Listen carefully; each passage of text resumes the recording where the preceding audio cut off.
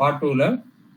இது வரைக்கும் நம்ம பார்த்த மற்ற எல்லாமே பாத்தீங்கன்னா அதை சப்போர்ட் பண்றக்கூடிய விதிகள், அவ்வளவுதான். இப்ப 2-7 கிடக்கூடாது, இல்ல வந்து இந்த தசாபுத்தியில திருமணம் பண்ணக்கூடாது, அதெல்லாம் வந்து சப்போர்ட் பண்ணக்கூடிய விதிகள், சப்போர்ட் பண்ணக்கூடிய விஷயங்கள். ஆனா பொருத்தம்னு பார்க்கும்போது முதல்ல பொருத்தம் இருக்கான்னு பாருங்க, அப்புறம் கல்யாணம் பண்ணலாமா வேண்டாமான்றது அப்புறம் நம்ம டிசைட் பண்ண போறோம் இல்லையா. இந்த அதான் பொருத்தம் இருக்கு, இந்த பீரியட்ல கல்யாணம் பண்ணாதீங்க, கொஞ்சம் தள்ளி போடுங்கன்னு சொல்றதுக்கு தான் மற்ற விதிகள் எல்லாமே நம்ம வந்து பார்த்திருக்கோம். இல்ல இவங்களுக்கு வந்து இந்த கிரகம் கெட்டு போயிருக்கு, இந்த அடுத்தவங்க சார்ட்ல இந்த கிரகம் நல்லா இருக்கணும் அப்படின்றதுக்கு தான் அந்த விதியை பார்த்திருக்கோம். ஆனா இந்த பார்த்த விதிகள்ல இப்ப 3 தான் பார்த்திருக்கோம்: லக்னம், ராசி, ஆயுள். இப்ப அடுத்தது 4வது பார்க்க போறோம். ஓகே. செவ்வாய் பாதிப்படைந்த செவ்வாய் பாதிப்படையுதுன்னு சொல்றோம். செவ்வாய் எவ்வாறு பாதிப்படையும்? நம்ம இங்க செவ்வாய் தோஷம்னு எடுத்துக்கல, ஒண்ணு குறையுள்ள செவ்வாய்ன்னு சொல்றோம், இல்ல செவ்வாய் பாதிப்படைகிற செவ்வாய்ன்னு சொல்றோம். அதனால இங்க செவ்வாய் தோஷம் அப்படின்னு யாரும் பேச வேண்டாம். ஏன்னா செவ்வாய் தோஷம் பாத்தீங்கன்னா அதுக்கான விதிவிலக்குகள் நிறைய இருக்கு. அந்த விதிவிலக்குகளை நம்ம புரிஞ்சுக்கிறதும் ஒரு சிலருக்கு கஷ்டம், இல்ல அதை வந்து சார்ட்ல பார்த்துட்டு நம்ம வந்து ஒரு வாட்டி எடுக்கும்போது டைம் கன்சூமிங். அதனால செவ்வாய் தோஷம் நம்ம எடுக்கல, செவ்வாய் பாதிப்படையுதுன்னு எடுக்கும். செவ்வாய் பாதிப்பு எதை குறிக்குது? செவ்வாய் பாதிப்படையுது, அதாவது செவ்வாய் தோஷம் சொல்ல, செவ்வாய் பாதிப்படையுது. செவ்வாய்ன்றது யாரு? அதெல்லாம் ரத்தக்காரகம். ஸோ செவ்வாய் பாதிப்படைஞ்சதுன்னா ரத்தம் பாதிப்படையுது. செவ்வாய்ன்றது உடல் பலத்தை சொல்றது. செவ்வாய் பாதிப்படைஞ்சதுன்னா உடல் பலமா இல்லாத தம்பதிகளா அமைகிறாங்க. ஸோ ஒருத்தருக்கு செவ்வாய் பாதிப்படைஞ்சதுன்னா இன்னொருத்தருக்கு செவ்வாய் நல்லா இருக்கணும் அப்படின்ற கான்செப்ட் தான் நம்ம வந்து பார்க்க போறோம். ஸோ செவ்வாய் எதை குறிக்குதுன்னா ரத்தத்தை குறிக்குது, செவ்வாய்ன்றது உடலை குறிக்குது. ஸோ இந்த செவ்வாய் குறிக்கக்கூடிய இந்த உடலும் ரத்தமும் நல்லா இருந்ததுன்னா இவங்க லைஃப் நல்லா இருக்கும். இல்லாட்டி பார்க்கும்போது எப்படி இருப்பாங்க? ரொம்ப பலவீனமா இருப்பாங்க.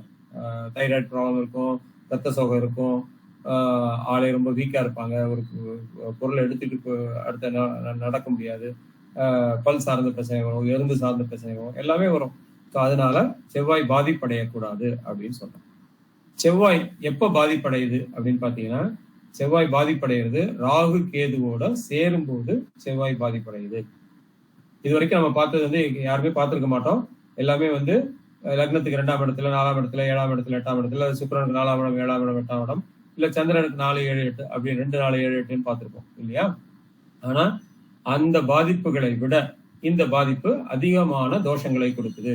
செவ்வாய் ராகு கேதுவோட இருக்கும் போதும், இல்ல ராகு கேதுவோட சேர்ந்து இருக்கும் போதும், இல்ல ராகு கேதுக்கு 4, 10ல இருந்தாலும், அதாவது 1, 4, 7, 10ல இருந்தாலும் செவ்வாய் பாதிப்படையுது அப்படின்றத நம்ம சொல்றாங்க.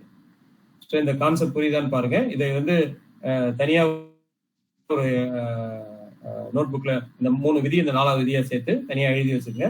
இந்த விதிகள் உங்களுக்கு ரொம்ப ரொம்ப யூஸ்ஃபுல்லா இருக்கும். செவ்வாய் எப்ப பாதிப்படைகிறாருன்னா ராகு கேதுவோட இருக்கும் போதும், இல்ல ராகு கேதுக்கு கேந்திரங்களை இருக்கும் போதும், 1, 4, 7, 10ல இருக்கும் பாதிப்படைகிறாரு. இங்க பாருங்க, உதாரண ஜாதகத்துல செவ்வாய் 2ஆம் இடத்துல இருக்காரு, ராகுவோட இருக்காரு, இந்த செவ்வாய் பாதிப்படையுது. மற்ற ஆஸ்பெக்ட்ல நம்ம இப்போதைக்கு பார்க்க வேண்டாம். செவ்வாய் எங்க பாதிப்படையுதுன்னு பார்த்தோம்னா, செவ்வாய் வந்து ராகு கேதுவோட சேர்ந்து இருக்கும்போது பாதிப்படையுது அப்படின்ற கான்செப்ட் பார்த்து பாருங்க. இப்ப வேற கான்செப்ட் இதுல இருக்கு. ஸோ இதை நம்ம அடுத்த சார்ட்ல யூஸ் பண்ணும்போது நம்ம அந்த கான்செப்டை அப்ப பார்ப்போம். இவங்களுக்கு திருமணமாகி 5 வருஷத்துல பிரச்சனைகள் வந்து பிரிஞ்சு போயிட்டாங்க.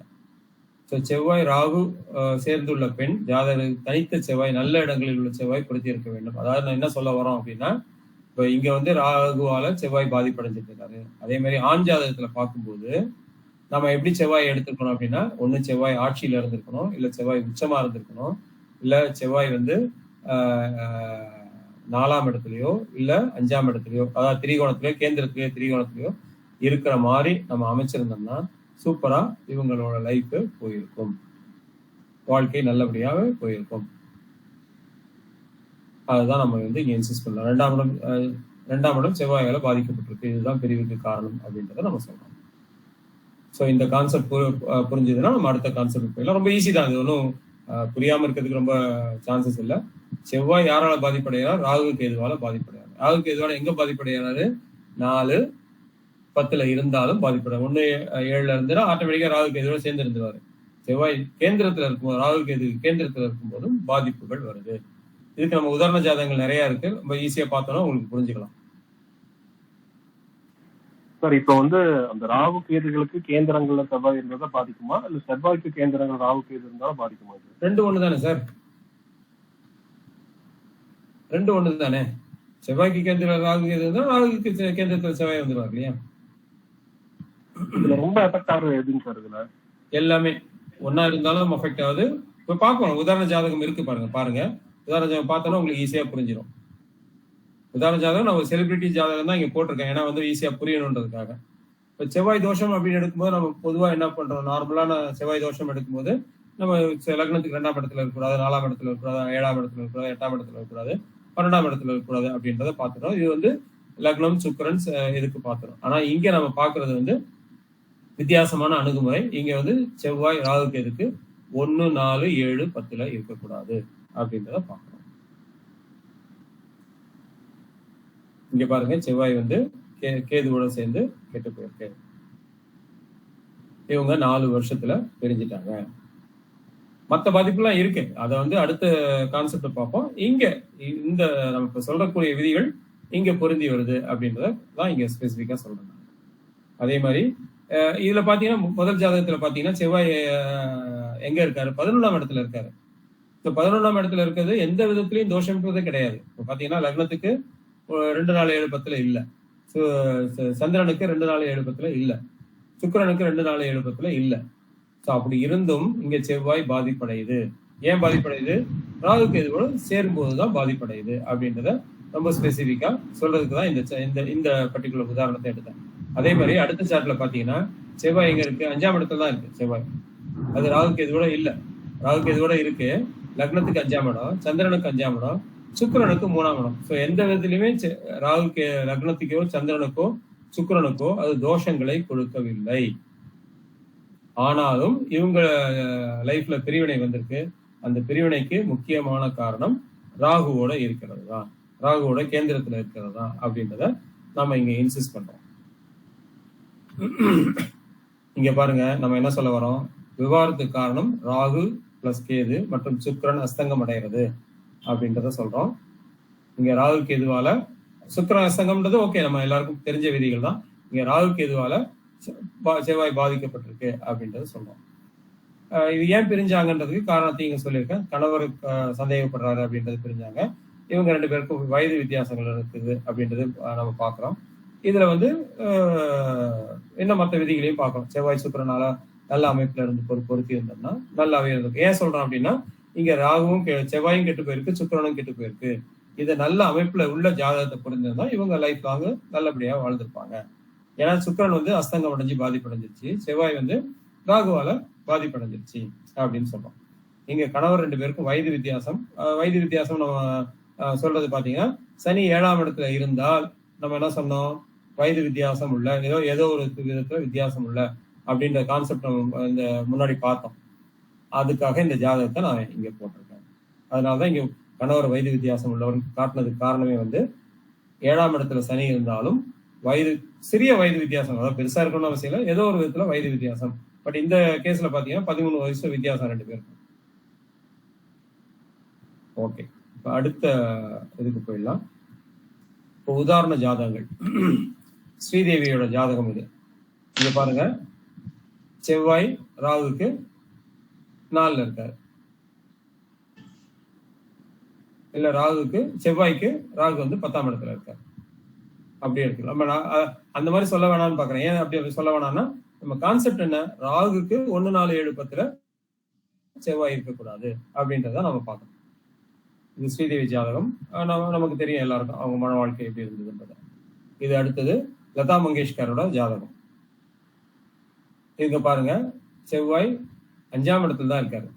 செவ்வாய் 5ஆம் இடத்துல தான் இருக்காரு, எந்த விதத்திலையும் பாதிப்படையல. லக்னத்துக்கு 5ஆம் இடத்துல இருக்காரு, சுக்கிரனுக்கு 5ஆம் இடத்துல இருக்காரு. மேபி சந்திரனுக்கு 4ஆம் இடத்துல இருக்கான்றதெல்லாம் எடுத்துக்கலாம். பட் அதை நம்ம பெருசா எடுத்துக்க வேண்டிய அவசியம் இல்லை. இவங்களுக்கு திருமணமே ஆகலை. இவங்களுக்கு ஏன் திருமணம் ஆகல அப்படின்ற கான்செப்ட் நம்ம ஏற்கனவே பார்த்திருக்கோம்.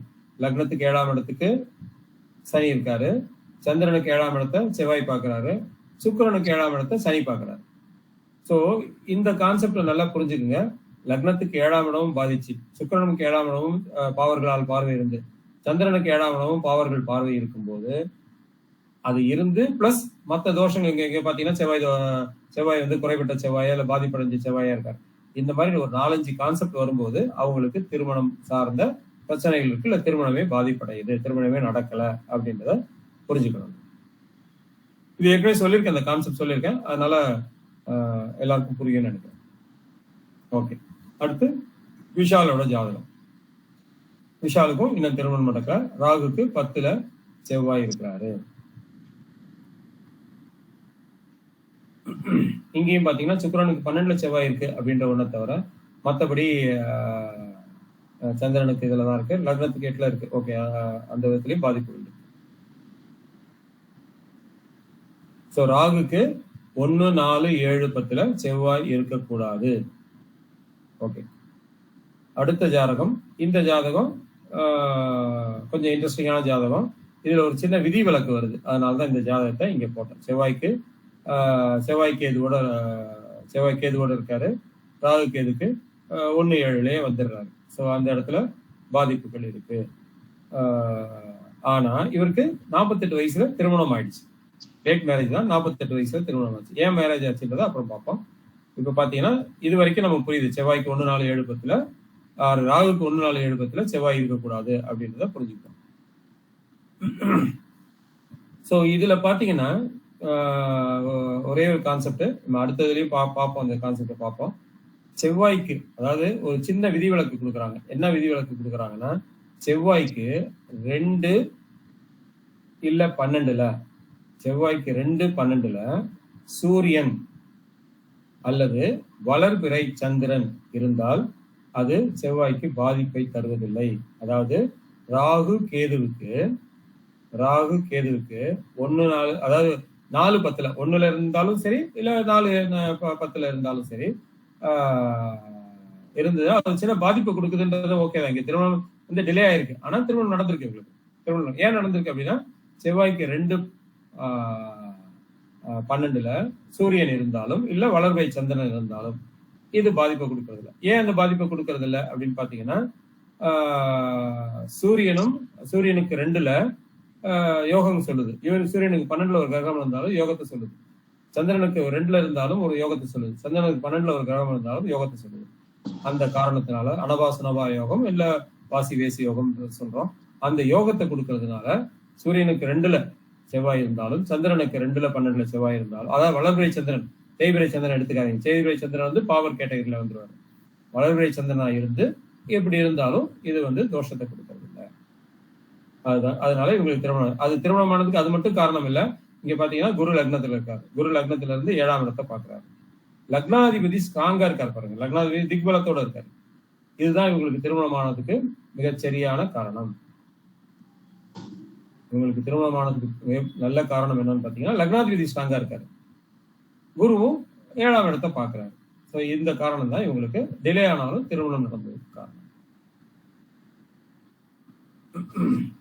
அடுத்து பாருங்க, செவ்வாய் இங்கேயும் தோஷம் அடைகிறார். செவ்வாய் எப்ப சூரியனோட சேர்ந்து இருந்தாலும் சூரியனோட கேந்திரத்துல இருந்தாலும் 1, 4, 7, 10, அதாவது முதல்ல என்ன சொன்னோம், ராகுக்கு 1, 4, 7, 10ல செவ்வாய் இருந்தால் பாதிப்படைகிறான்னு சொல்லிட்டோம்.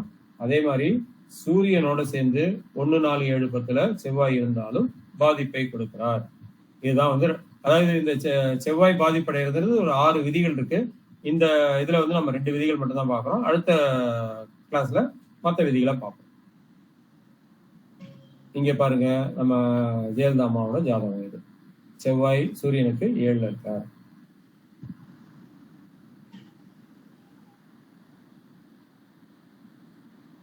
இது ஒரு பாதிப்பை சொல்லுது. அடுத்து அடல் பிகாரி வாஜ்பாயோட ஜாதகம். சூரியனுக்கு 4ல செவ்வாய். சூரியன் வந்து தனுசுல இருக்காரு, செவ்வாய் வந்து மீனத்துல இருக்காரு. இங்கேயும் இந்த பாதிப்புகளை கொடுக்கிறது.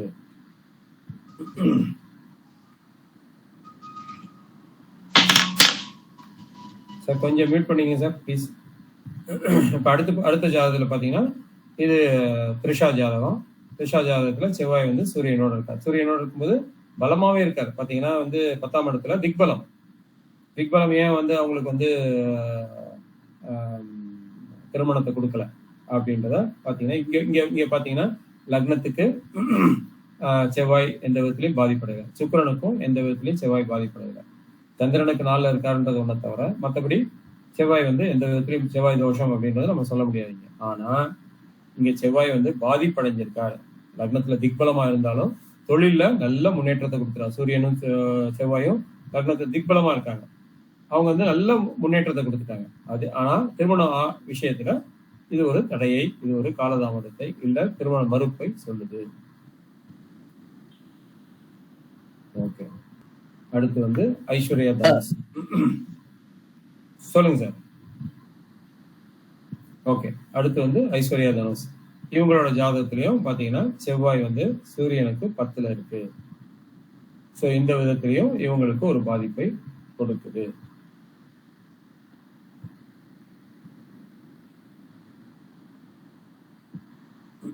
ஓகே,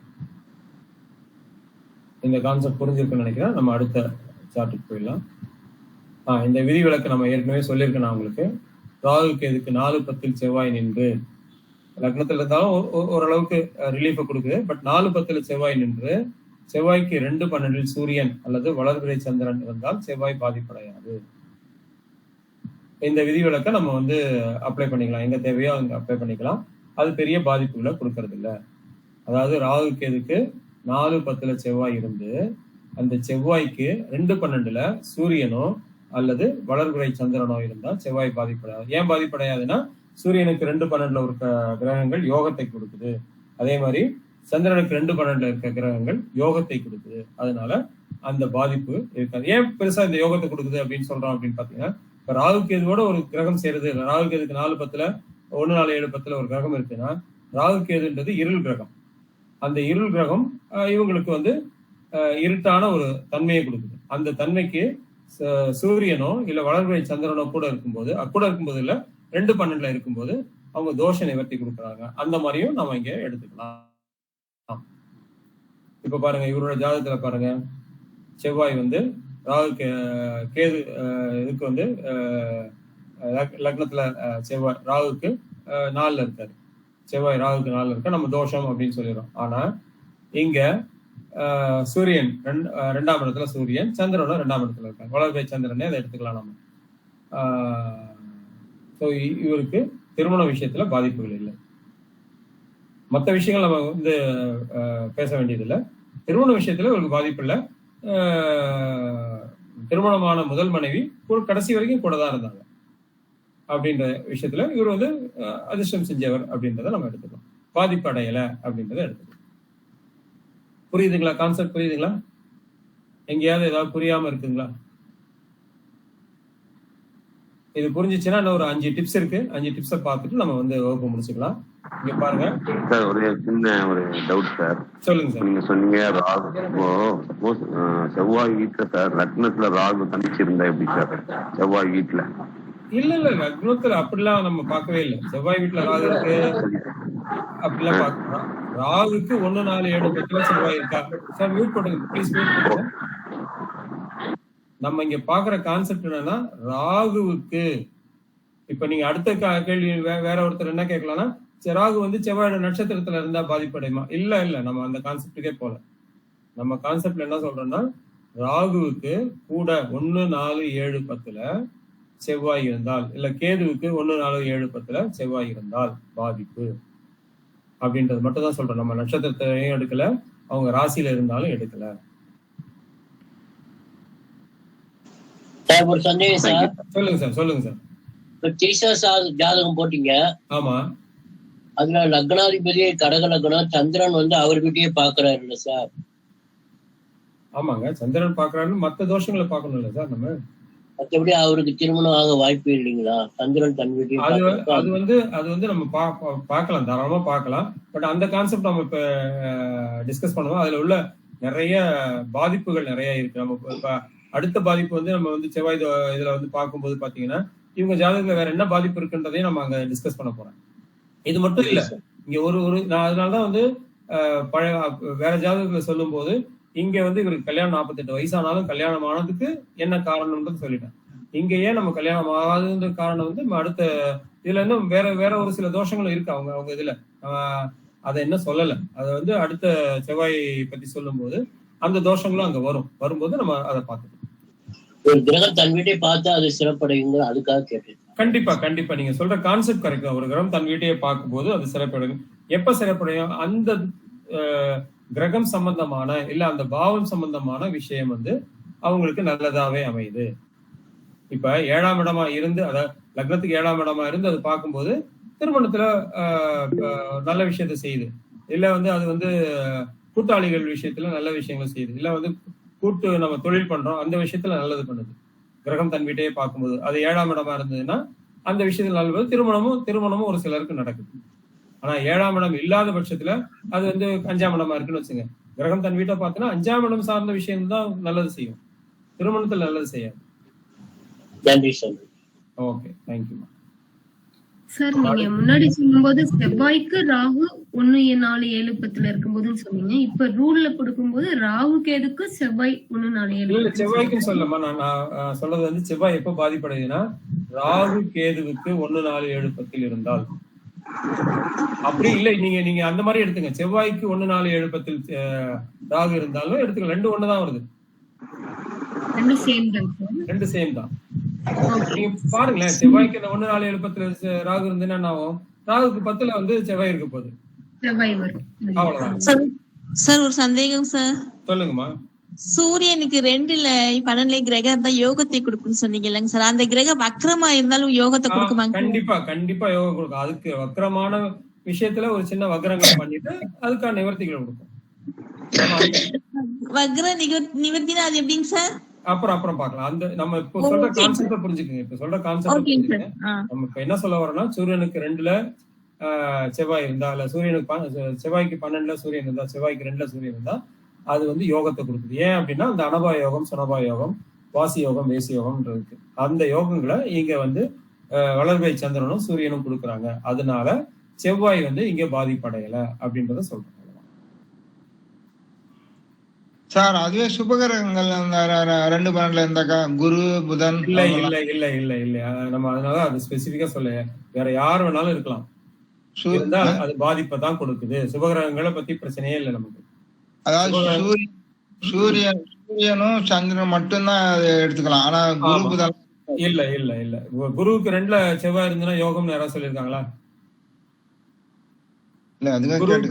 குருவுக்கு 2ல செவ்வாய் இருந்தா யோகம் இல்ல. சந்திரனுக்கு 2, 12ல கிரகம் இருந்ததுன்னா யோகம். செவ்வாய் இது சூரியனுக்கு 2, 12ல கிரகம் இருந்ததுன்னா யோகம். இதுதான் கான்செப்ட். சோ அதனால சூரியனுக்கு செவ்வாய்க்கு 2லயோ இல்ல சூரியனுக்கு செவ்வாய்க்கு 12லயோ சூரியனோ வளர்பிறை சந்திரனோ இருந்தா யோகம் தர்றாங்க, பாதிப்படைகிறது இல்ல அப்படின்னு சொல்றோம். ஐயா வணக்கம். அதனுடைய லாஜிக்னு சொல்லுங்க. எந்த லாஜிக்மா? சூரியனுக்கு வந்து 2, 12ல, சந்திரனுக்கு 2, 12ல. இப்ப சந்திரனுக்கு 2, 12ல எந்த கிரகம் இருந்தாலும் அந்த கிரகம் யோகத்தை செய்யுது. சூரியனுக்கு 2, 12ல கிரகம் இருந்தாலும் அந்த கிரகம் யோகத்தை செய்யுது. இதுதான் கான்செப்ட். எந்த கிரகம் வேணாலும் இருக்கட்டும், எந்த கிரகம் வேணாலும். சூரியனுக்கு 12ல எந்த கிரகம் வேணாலும், சந்திரனுக்கு 12ல எந்த கிரகம் வேணாலும், சந்திரனுக்கு 2ல எந்த கிரகம் வேணாலும் இருக்கட்டும், சந்திரனுக்கு 2ல 12ல எந்த கிரகம் வேணாலும் இருக்கலாம். இன்னும் ஸ்பெசிபிக்கா சொல்லணும்னு பாத்தீங்கன்னா, சந்திரனுக்கு 2ல சனி இருந்ததுன்னா பெரிய யோகத்தை செய்யறாரு. நீங்க வந்து பல ஜாதகங்கள் எடுத்து பாருங்க, சந்திரனுக்கு 2ல சனி இருக்கும்போது அது நல்ல யோகமாவே அமையுது. சந்திரனுக்கு 2ல ராகு இருந்தாலும் நல்ல யோகமா சார்? சந்திரனுக்கு 2ல இருந்தாலும் யோகம் தான் கொடுக்குது. சந்திரனுக்கு 12ல இருந்தாலும் ராகு இருந்தாலும் யோகம் தான் கொடுக்குது. சந்திரனுக்கு 12ல ராகு இருக்கும்போது அது லட்சுமி யோகம் சொல்லியிருப்பாங்க பாருங்க. 2ல இருந்தா மகாசக்தி யோகம் சொல்லியிருப்பாங்க. நன்றி சார். சார் இப்போ வந்து செவ்வாயும் ராகும் 7க்கு 7 இருந்தா கூட தடையாதான் இருக்குமாங்க சார்? ஆமாம்மா, செவ்வாயும் ராகும் 7க்கு 7 இருந்ததுன்னா எப்படிமா? கேதுவோட இருந்ததுனாலமா? ஆமா, செவ்வாய் கேது. ஆமா, கேதுவோட சேர்ந்தாலும் தோஷம் தானே சொல்றோம். எனக்கு அப்படிதாங்க சார் இருக்கு. எனக்கு மீன லக்னம். சரி. லக்னத்திலேயே செவ்வாய் கேது இருக்காங்க, 7ல வந்து ராகு இருக்காங்க. ஓகே. 28ல கல்யாணம் ஆச்சுங்க சார், 28 இயர்ஸ்ல. சரி. அது ஒரு சில, அதாவது இதை மட்டுமே வச்சுக்கிட்டு உங்களுக்கு வந்து நம்ம வந்து பாதிப்புன்னு சொல்ல காலதாமதம் கொடுக்குது, அவ்வளவுதான். அவ்வளவுதான். இதுக்கு மத்த விதிகள் வந்து உங்களுக்கு நல்லா இருந்திருக்கும். அதனால திருமணம் வாழ்க்கை வந்து நல்லா சுபமா போகும். ஓகேங்க சார். கூட வந்து சந்திரன் இருக்காரு, ஆனா தேய்பிரை சந்திரன் தான். அது பரவாயில்ல, நம்ம அந்த தேய்பிரை சந்திரன் நம்ம சுபரா எடுத்துக்கிறது இல்லை, அதை நம்ம பாக்குறது இல்லை. ஆனா மத்த கிரகங்களை வச்சுக்கிட்டு உங்களுக்கு வந்து அதிர்ஷ்டமான ஜாதகம் சுக்கிரன் உச்சம் சார் அதுதான் இதை நம்ம பார்க்கலாம். உங்க ஜாதகத்தை வேணா பின்னாடி வந்து நம்ம கிளாஸ்லயே போட்டு கூட அனலைஸ் பண்ணி நம்ம ஏன் வந்து இந்த விதிகள் வந்து இங்க வந்து நம்ம ஒர்க் அவுட் ஆகல, இது நல்லபடியா ஏன் அந்த லைஃப் போயிட்டு இருக்கு அப்படின்றத நம்ம பின்னாடி வேணா பார்க்கலாம். ஓகே, நம்ம அடுத்த தேங்க்யூ. அடுத்த இதுக்கு போயிடுவோம். டிப்ஸ். இந்த டிப்ஸ் வந்து ரொம்ப சூப்பரான டிப்ஸ், நோட் பண்ணிக்கோங்க. இந்த டிப்ஸோட கிளாஸ் முடிச்சுக்கலாம். டவுட் செஷன் வந்து முடிஞ்சதுன்னா ஒரு 5 நிமிஷம் நம்ம வச்சுக்கலாம். ஓகே, 5, 7, 9 கூடி திரிகோணத்தில் இருந்தால் நல்ல திருமண வாழ்க்கை. அதாவது 5ஆம் அதிபதியும் 7ஆம் அதிபதியும் 9ஆம் அதிபதியும் இவங்க எல்லாம் சேர்ந்து கேந்திர திரிகோணத்தில் இருந்தால், லக்னத்துக்கு தான், ராசிக்கு சொல்லல, லக்னத்துக்கு கேந்திர திரிகோணத்தில் இருந்தால் நல்ல திருமண வாழ்க்கை, நல்ல யோகங்கள் கிடைக்குது, நல்ல புத்திரர்கள் கிடைக்கிறாங்க, நல்ல திருமண வாழ்க்கை அப்படின்றத இந்த இந்த இந்த கூட்டணி சொல்லுது. ஏன் 5, 7, 9? 5ன்றது சூரியன், 7ன்றது சுக்கிரன், 9ன்றது குரு. சோ சூரியன், சுக்கிரன், குரு சேர்ந்து கேந்திர திரிகோணத்துல இருந்தாங்கன்னா நல்ல யோகத்தை செய்யறாங்க. அதாவது இவங்க இருக்கும்போது பாத்தீங்கன்னா ஒருத்தருக்கு ஒருத்தர் அசங்கமாகாம கிரகண யுத்தத்துல இருக்காம அப்படி இருக்கணும். அதாவது 5, 7, 9ன்னு பாத்தீங்கன்னா இவங்க நம்ம சூரியன், சுக்கிரன், குரு, இவங்க 3 பேர் இருக்காங்கன்னு வச்சுக்கோங்க.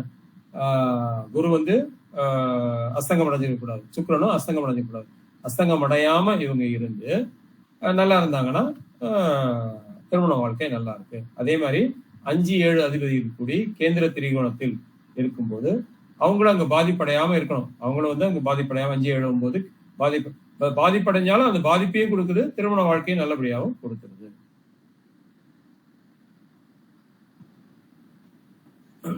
நீங்க காலபுருஷனுக்கு 5, 7, 9 சொல்றீங்க, லக்னத்துக்கு 5, 7, 9 அப்படி எடுத்துக்கலாமா? அதேதான் மேல சொல்லியிருக்கேன். காலபுருஷன்ல இருந்து அந்த விதி எடுக்கப்பட்டதுன்றத சொல்ல வரேன். நன்றி சார். இங்க பாருங்க, லக்னத்துக்கு 9ஆம் இடத்துல யாரா இருக்கா? 5ஆம் அதிபதி இருக்காரு, 7ஆம் அதிபதி இருக்காரு, 9ஆம் அதிபதி இருக்காரு.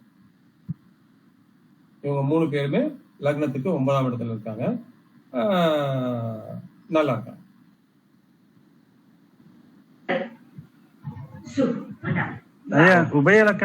உபயலக்கணாதிபதி பாதகாதிபதி கூட இருந்தா அது ஒண்ணு அப்படி ஒன்னும் பிரச்சனை இப்ப பாதகத்தை கொடுத்தாலும் நல்ல திருமண வாழ்க்கையை கொடுத்துருதுங்க.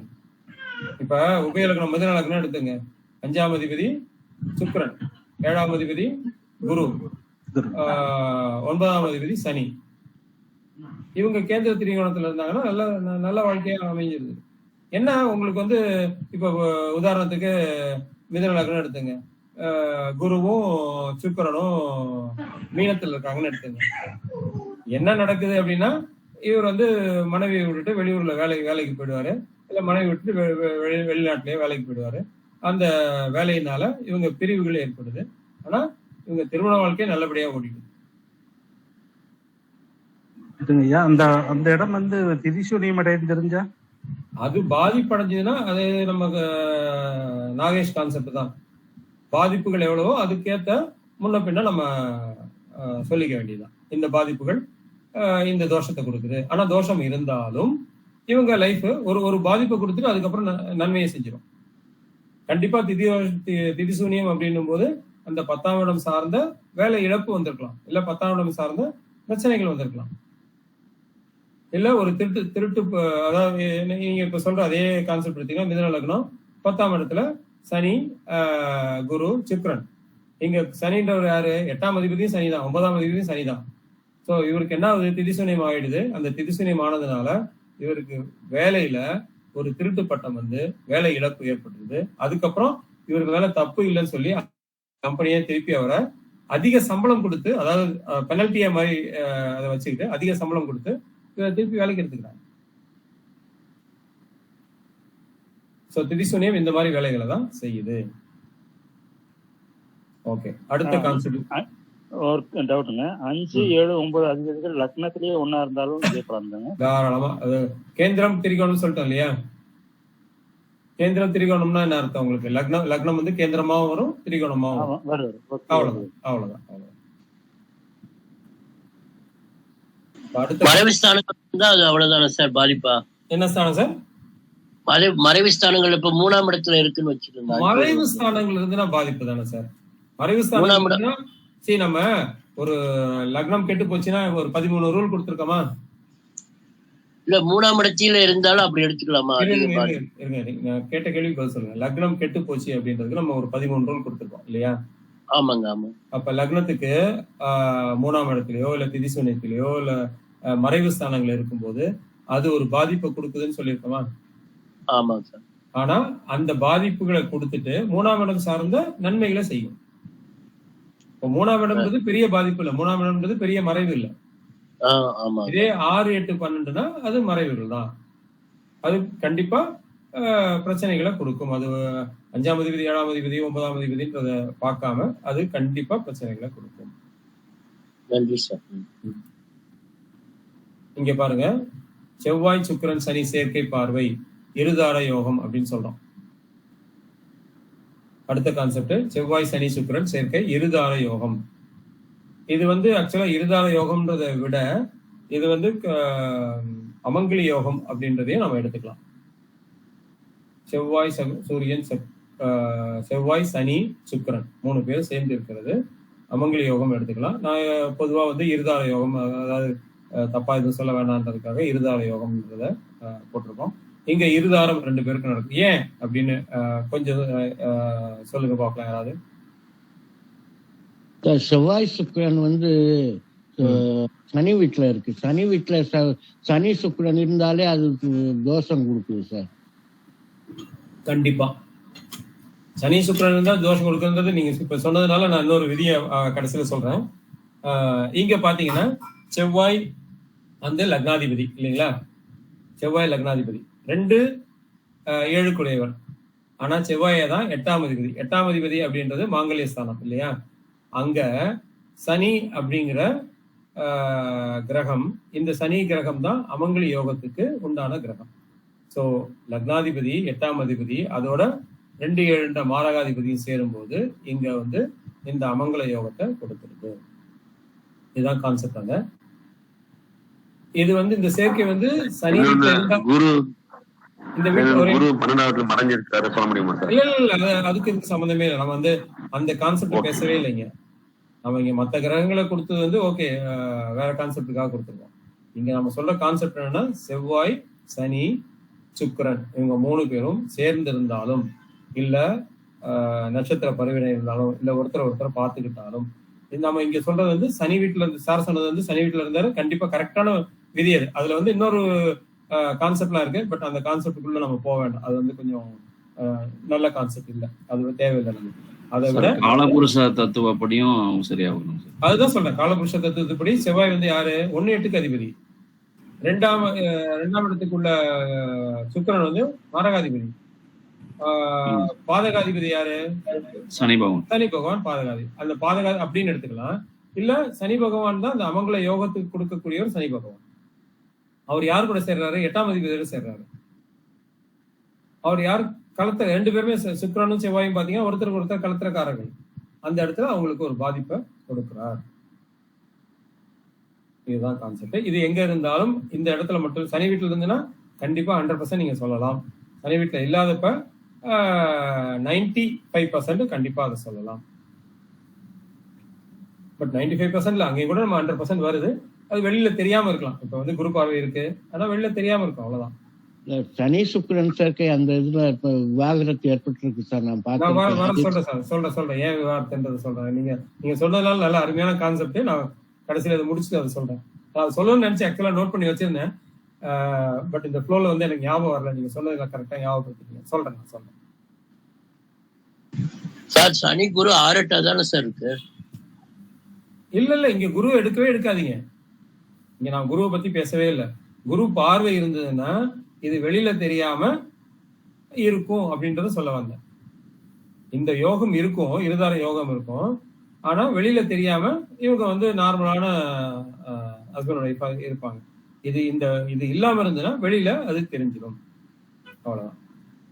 இது ஒரு இருதார யோகத்தை கொடுக்குது அப்படின்றத நம்ம புரிஞ்சுக்கணும். சார் இதுல காலபுருஷ தத்துவப்படி 7ஆம் அதிபதியை விட 11ஆம் அதிபதி ஸ்ட்ராங்கா இருக்காங்க. சோ அது கூட அந்த கான்செப்ட் வர அந்த கான்செப்ட் அப்படி எடுக்கிறதுனா இப்ப 7ஆம் அதிபதியும் 11ஆம் அதிபதியும் சேர்ந்துட்டாங்க, அது வந்து 2 தாரத்தை கொடுத்துருது. இப்ப சார் சொன்ன கான்செப்ட் அதுதான். சனியும் சுக்கிரனும் வந்து சேர்ந்துட்டாங்கன்னா சார் அது இருதார யோகத்தை கொடுத்துருது. இது வந்து 7ஆம் அதிபதி 11ஆம் சேர்ந்து 7, 11 சேர்க்கை இருதார யோகம். 7, 11 சேர்க்கை இருதார யோகத்தை கொடுத்து அப்படின்றத நம்ம எடுத்துக்கணும். ஆனா இங்க இருதார யோகம்னா நீங்க வந்து என்ன ஆகுறீங்க, கணவனை பிரிஞ்சுட்டு அதை பிரிஞ்சுன்னா டைவர்ஸ் வாங்கிட்டு வந்துடுறீங்க, இல்லை நார்மலான பிரிவுகள் ஏற்பட்டு வந்துடுது. இந்த இடத்துல நான் வந்து ஆரம்பத்தில் சொன்னது அமங்கலி யோகம் அப்படின்றத சொல்றேன். கணவனை இழந்து வேறு கல்யாணம் பண்ணிக்கிறாங்க. இது இல்லாம இன்னும் இதுல வேற கான்செப்ட் இருக்கு. பட் அதை நம்ம கிளாஸ்ல பொது வெளியில சொல்ல முடியாது. அதுவும் இல்லாம நெட்ல நம்ம போடுறோம், யூடியூப்ல போடுறோம். யாராவது வந்து ஏதாவது கமெண்ட் அவசரமா கொடுத்துட்டு இருப்பாங்க. அதனால அந்த கான்செப்ட் நம்ம வரல. இது அமங்கலி யோகம்ன்றது புரிஞ்சுக்கங்க. தங்கை கல்யாணம் பண்ணாலும் இருதார யோகம் அதையும் எடுத்துக்க முடியுமா சார்? என்னங்க? அக்கா சம்மதத்தோட தங்கையை கல்யாணம் பண்ணிக்கிறாங்களா இருதாரமா? கண்டிப்பா இருதாரம் தான் சார். 2 ஒய்ஃப் நீங்க பண்ணிக்கிறீங்க போது இருதாரமா ஒரு தாரமா சார்? கரெக்ட். அதுவும் இதுல வருமாங்க? கண்டிப்பா கண்டிப்பா. அக்கா தங்கை கல்யாணம் பண்ணிக்கிறது கான்செப்ட் வேற. பட் நீங்க வந்து ஒருத்தர் இல்லாம 2 மனைவியோட இருக்கீங்க, அது இருதாரம் தானே.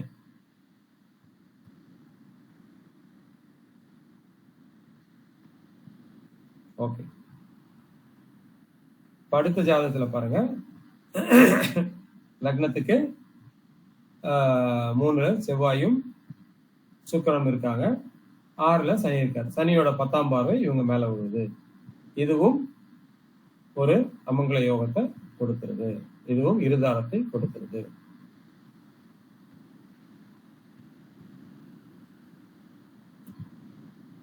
அடுத்த கான்செப்ட் குடும்பாதிபதி. இது வந்து ரொம்ப இம்பார்ட்டன்டான கான்செப்ட், நோட் பண்ணிக்கோங்க. இல்ல வந்து டவுட் இருந்ததுன்னா இமீடியட்டா கேட்டுருங்க. குடும்பாதிபதி சாரம் வாங்கி விரயத்தில் குடும்பாதிபதி இருக்கக்கூடாது.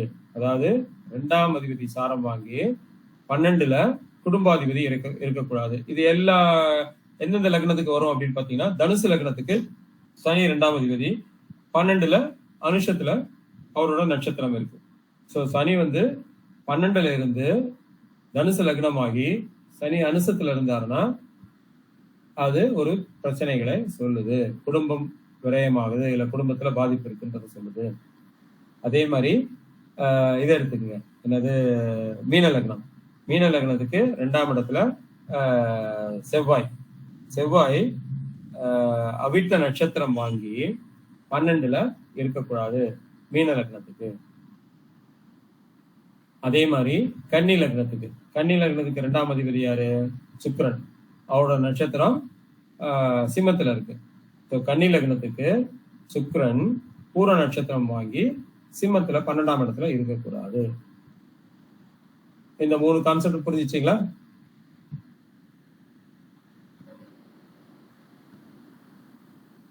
ஓகே. மிதுனத்துக்கு ஒரு சின்ன விதிவிலக்கு இருக்கு. மிதுனத்துல இவர் உச்சமாறாரு. மிதுன லக்னத்துக்கு பாத்தீங்கன்னா 2ஆம் அதிபதி அங்க உச்சம் அடைஞ்சிருக்காரு.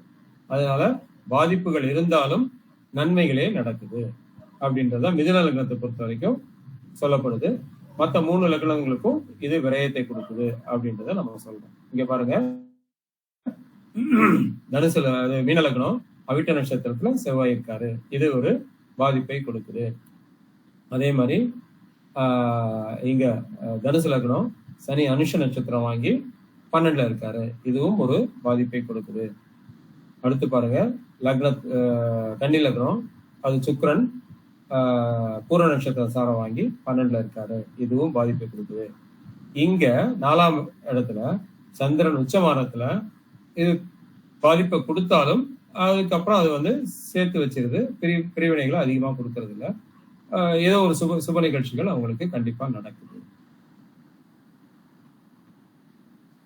கான்செப்ட் என்னன்னா, குடும்பாதிபதி சாரம் வாங்கி விரயத்தில் குடும்பாதிபதி இருக்கக்கூடாது, அதுதான் கான்செப்ட். இங்க அடுத்த டிப்ஸுக்கு போயிடலாம். ராகு கேதுவுக்கு வீடு கொடுத்தவர் சாரம் கொடுத்தவர் மறைந்தால் போகம் கெட்டு போகும். ராகுவுக்கு வீடு கொடுத்தவர், கேது இல்ல, ராகுவுக்கு வீடு கொடுத்தவர் சாரம் கொடுத்தவர் மறைந்தால் போகம் கெட்டு போயிடும். இதுதான் அடுத்த டிப்ஸ். இப்ப பாத்தீங்கன்னா ராகுக்கு வீடு கொடுத்திருக்காரு, சுக்கிரன் வீடு கொடுத்திருக்காருன்னு வச்சுக்கோங்க. சுக்கிரன் வந்து ராகுவுக்கு மறையக்கூடாது. சாரம் கொடுத்திருக்காரு, சந்திரன் சாரம் கொடுத்திருக்காருன்னு வச்சுக்கோங்க. இதுல இருக்கு, ரிஷப லக்னத்துல இருக்கு. சந்திரனும் மறையக்கூடாது.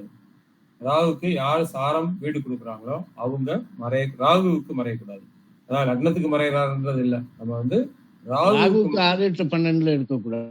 Correct correct correct correct. ராகுவுக்கு 6, 8, 12 இருக்கக்கூடாது. அதுதான் கான்செப்ட். இங்க பாருங்க, ராகுவுக்கு வீடு கொடுத்தவர் சுக்கிரன். அவரு ராகுவுக்கு 6ல இருக்காரு. இல்ல சார், 8ல இருக்காரு. ஓகே, ராகுவுக்கு 8ல இருக்காரு. ஓகே, ராகுவுக்கு 8ல இருக்காரு. ஓகே, ராகுவுக்கு 6ல இருக்காரா 8ல இருக்காரா? ரெண்டுமே சார், 6, 8 ரெண்டுமே இருக்கு. ராகு இங்க பாத்தீங்கன்னா ராகு வந்து ரிவர்ஸ்ல வரக்கூடிய கிரகம் இல்லையா? அதனால ராகுக்கு 6ல எடுத்துக்கலாம், இல்ல நம்ம 8ன்னு எடுத்துக்கலாம், எப்படி வேணாலும் எடுத்துக்கலாம். ஓகே. ஸோ இதுல இன்னொரு கான்செப்ட் இருக்கு. அதாவது ராகுக்கு வீடு கொடுத்தவர் சுயசாரம் வாங்கி ராகுக்கு மறைஞ்சாருன்னா அது இன்னும் அதிகமான பாதிப்பை கொடுக்குது. இப்ப ராகுக்கு வந்து சாரம் கொடுத்தவர் வந்து சந்திரன். இங்க ராகுக்கு சாரம் கொடுத்தது சந்திரன். சந்திரனும் மறைஞ்சிட்டாரு, சுக்கிரனும் மறைஞ்சிட்டாரு. ஆனா இங்க அதை விட ராகுக்கு வீடு கொடுத்தவர் சுயசாரம் வாங்கி இருக்காரு. இது கண்டிப்பா இவங்க இந்த மாதிரி ஜாதகம் இருந்ததுன்னா அது வந்து கண்டிப்பா பிரச்சனைகளை கொடுக்குது அப்படின்றத நம்ம அழுத்தம் திருத்தமா நம்ம சொல்லலாம். ராகுக்கு எதுக்கு வீடு கொடுத்தவங்க மறைஞ்சாலும் நாம சொல்லிடலாம். அது வந்து 95% ஒர்க் அவுட் ஆகுது. இது வந்து 100% ஒர்க் அவுட் ஆகுது. சார் இதுல விதிவிலக்கு மாதிரி ஏதாவது இருக்காங்க சார்? ராகு இப்போ துலாம்ல இருந்து சுக்கிரன் ராகுக்கு 8ல ரிஷபத்துல இருந்தா சுக்கிரன் ஆட்சியா இருக்குல்லங்க சார்? இல்லம்மா, கரெக்ட்மா. ராகுக்கு சாரம் கொடுத்தது யாரு? சுயசாரம். ராகு வந்து சுயசாரம். அப்ப ராகுக்கு சாரம் கொடுத்தவர் மாதிரி இல்லல்ல. நம்ம இங்க என்ன விதி சொல்றோம்? ராகுக்கு வீடு கொடுத்தவர் சாரம் கொடுத்தவர் மறைந்தால் 2 பேரும் சேர்ந்து, அதாவது சேர்ந்துனா இங்க சேர்ந்து இருக்கணும்னு கூட அவசியம் இல்லை. இப்ப சந்திரன் வந்து 12ல கூட ராகுக்கு 12ல கூட போயிருக்கலாம். ஓகேங்க சார், 2 பேருமே மறைஞ்சிருக்கும். 2 பேருமே ராகுக்கு மறையணும். ஓகேங்க சார், நான் அப்படின்னு நினைச்சேன். சார் ஒரு சந்தேகம். சொல்லுங்க சார். லக்னத்துல ராகு சார் வீடு கொடுத்த புதன் வந்து விருச்சிகத்துல கேட்டை 4ஆம் பாவத்துல இருக்காருன்னா வீடு கொடுத்த சாரம் யாரு?